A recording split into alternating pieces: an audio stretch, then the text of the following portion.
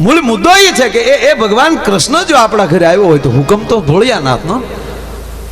એટલે મેં શરૂઆતમાં જ ભગવાન શંકરને યાદ કર્યા. મને ભોળાનાથ ગમે, બહુ બહુ ભોળો દેવ, ગમે આવે ને એને પહેલા ખાલી ન જાય. મૂળ શાંતિનો દેવ, ટ્રાફિક ન ગમે મૂળ, બીજું કાંઈ નહીં. એટલે જ કૈલાસમાં બેઠો, ખોટી ગળદી નહીં. જે આવ્યો ને માયક ને ભાઈ નીકળ ને હાલે દીધું, જાઓ હાલ.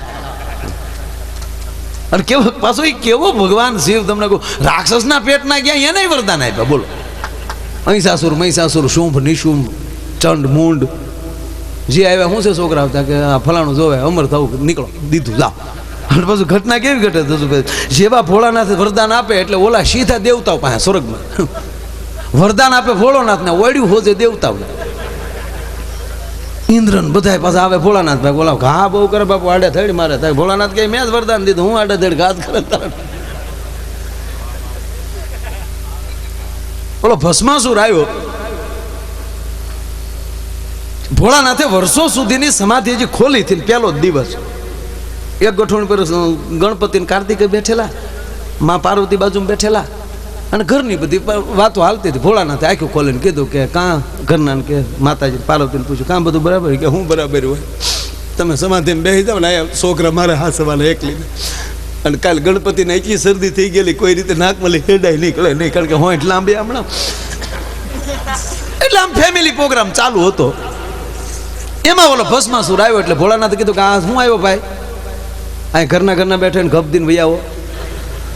પછી ભોળાનાથને હાકળ તો હતી નહીં, ડેલી જ નહોતી.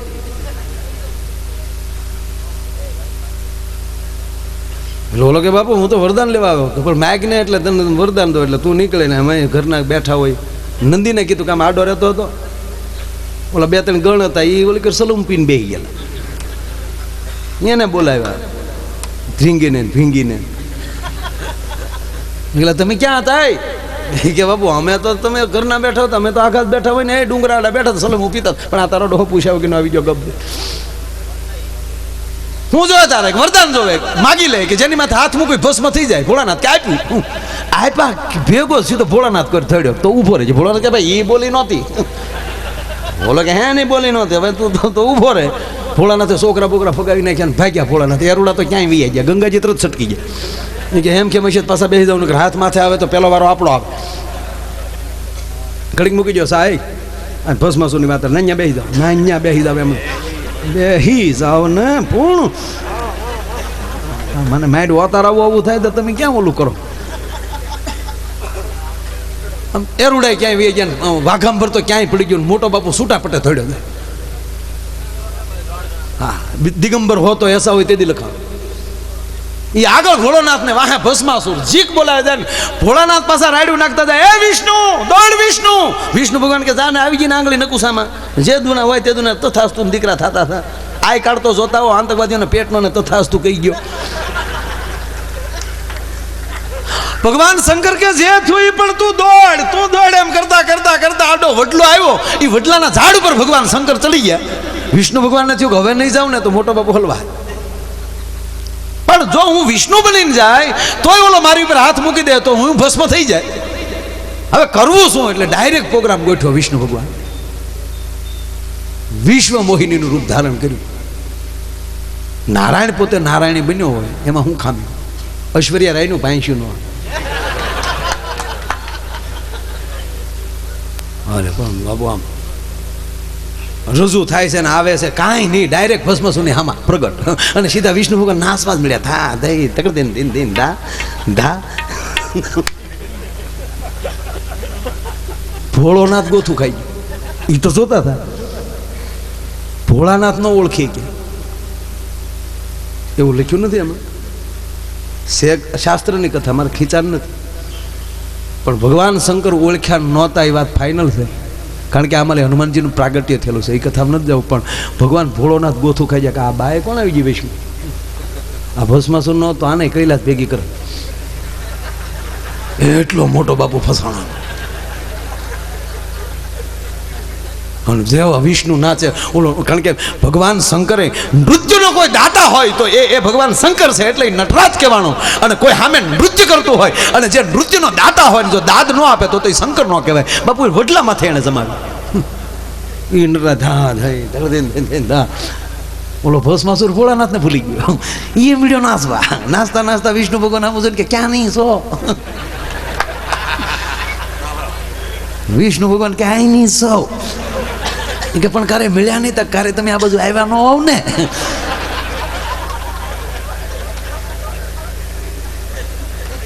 નાચતા નાચતા ભગવાન વિષ્ણુએ ભસ્માસુરને કીધું તાર લગ્ન કરવા. વિષ્ણુ ભસ્માસુર કે પૂછાતું જ નથી તમારે એવું. અને ત્યારે ભગવાન વિષ્ણુએ કીધું કે હે ભસ્માસુર, તારે જો મારી સાથે લગ્ન કરવા હોય તો એક શરત, જેમ હું નાચું એમ તું નાચ. ભસ્માસુર કે નાચી બતાવો. જેમ જેમ વિષ્ણુ નાચવા મળ્યા એમ એમ હામો ભસ્માસુર મળ્યો નાચવા. ભગવાન વિષ્ણુએ કીધું કે હું નાચું એમ નાચ તો હું તારી સાથે લગ્ન કરું. અને નાચતા નાચતા એમ કહેવાય કે ભગવાન વિષ્ણુએ એનો ને એનો હાથ એના મસ્તક ઉપર મૂક્યો. સામે ભસ્માસુરે જાય એનો ને એનો હાથ એના મસ્તક ઉપર મૂક્યો ને બળીને ભસ્મ થઈ ગયો. તા તો ભોળોનાથ વળવાય પકડીને વિષ્ણુનું બાવડું પકડીને કે ક્યાં નહીં છો. ભોળોનાથ કે આંખ તો ખોલે મારા બાપ, આંખ તો ખોલે.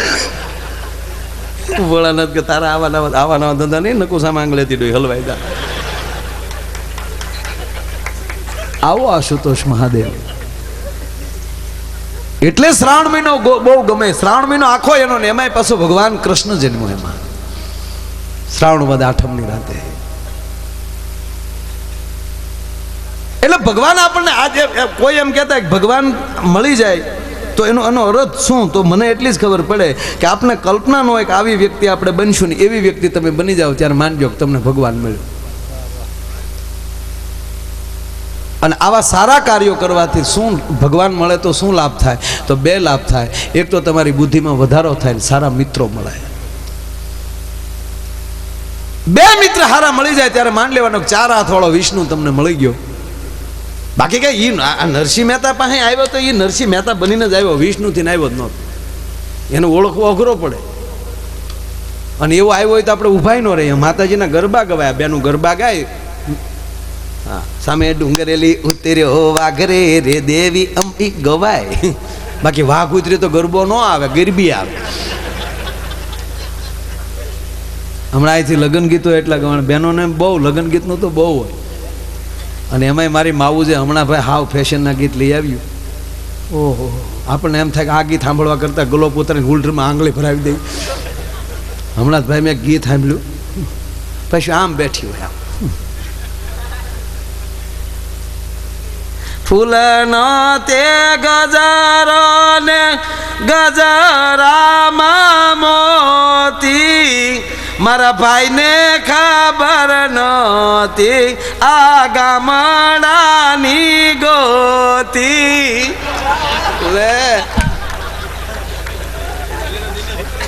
તા તો હામા પક્ષ વાળા એમાં લીધું પાડે. ફૂલનો તે ગજારો ને એમાં છે ગોટો, મારા બેનને ખબર નહોતી એના બાપ કરતા મોટો.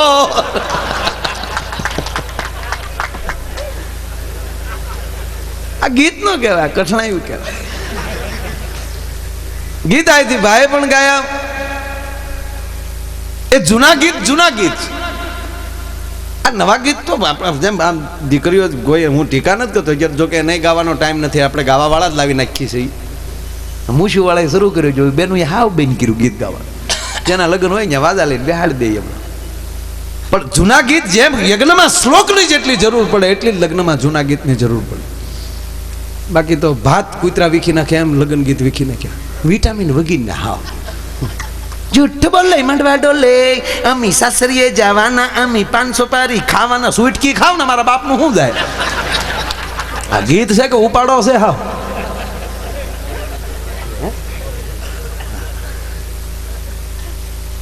નકર જો ભાઈની ઘેરે દીકરાનો જન્મ થાય એટલે ફઈ રમાડવા આવે. એ ભાઈના દીકરાને ફઈ આમ રમાડતા રમાડતા ગાલે બચ્ચી ભરીને એમ કીધે કે આનો વ્યવહાર હું ન કરાવું ને તેની ફઈ નહીં ફૂઈ.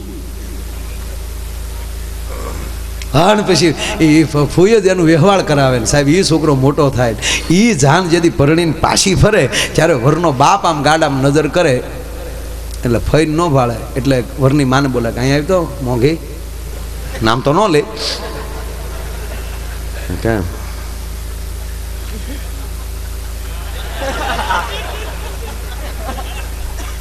એટલું બધું ન કરવું પડે, ખાલી આમ આખામાં ઈશારો પડી જાય એટલે શું છે ફૂઈ ક્યાં બીજા ગાડામાં કન્યા પાસે બેહાડો વરના ગાડામાં બોલા વરની મામ ગોતી ગોતી આમ ભાઈને ભાળે અરે તમે અહીંયા ક્યાં બેસી ગયા હાલો અને વધારાની જે ગાડામાં બેઠી ઊભી થા ફોઈન્ટ બેહવા દે એ કન્યા પાસે વળી ફઈ ખાંભી ખોડાય એમ ખોડાઈ જાય અને વળી આમ ગાલ ઉપર આંગળી મૂકીને કન્યા પાસે બેઠા બેઠા ગીત ઉપાડતા ઈશ્વર પાર્વતીએ રમત્યું માંડી રે તમારી હારે હું નહીં બોલું આ એક ગીતે ઘર આવી જાય તો ઓલી કન્યા સાંભળી જાય તો એ અહીંયા બેઠી બેઠી એમ કે હું ન્યા જાતા વેત નોખી નો થાવ તો રે તમારી હારે હું નહીં બોલ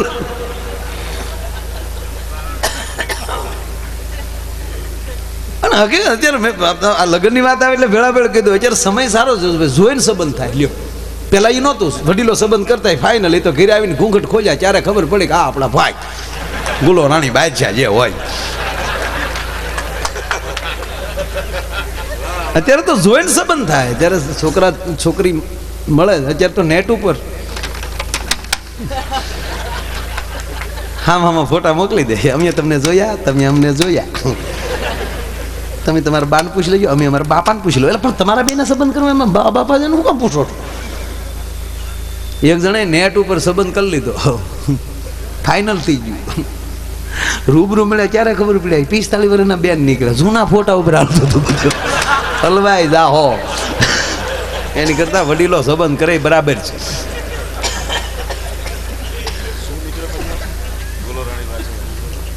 એટલે જોઈ હકીકત હતો પેલા હજી આપણા અમુક વરણમાં ક્યાં ભાઈ જે જોવાનો વડીલો સંબંધ કરે ફાઇનલ પણ એનું એક કહું કે વડીલોએ જે સંબંધ કર્યા એનો અત્યાર સુધીની એક ગેરંટી છે કે એક પણ છૂટાછેડાનો કેસ નથી થયો જોઈને હોરીએ જાત લાજાળા લોપે નહીં પછી પડી પટોળે ભાતી ફાટે પણ પીટે નહીં અને આ જોઈને કર્યા એમાં ઘણા કારણ કે હામાં બે છેતર્યા છોકરાને જોવા આવ્યા ત્યારે કોકના બંગલા દેખાડ્યા અને એમાં ભાગ્યો હોય આ ભાઈનો બંગલો છે નીચે ભાઈ રહે છે ને ઉપલો માળ ખાલી છે અને સામે કન્યાને જોવા જાવ તો અત્યારે બ્યુટી પાર્લર શરૂ થયા જેથી જોવા જાય તેથી જ વાટા પ્લાસ્ટર કરાવીને બેઠા ઐશ્વર્યા રાય જેવા કરી 15 થી પછી ગલેટ ઉખડે ત્યારે ખબર પડે હિતળામાં આવ્યા ડોહા કરું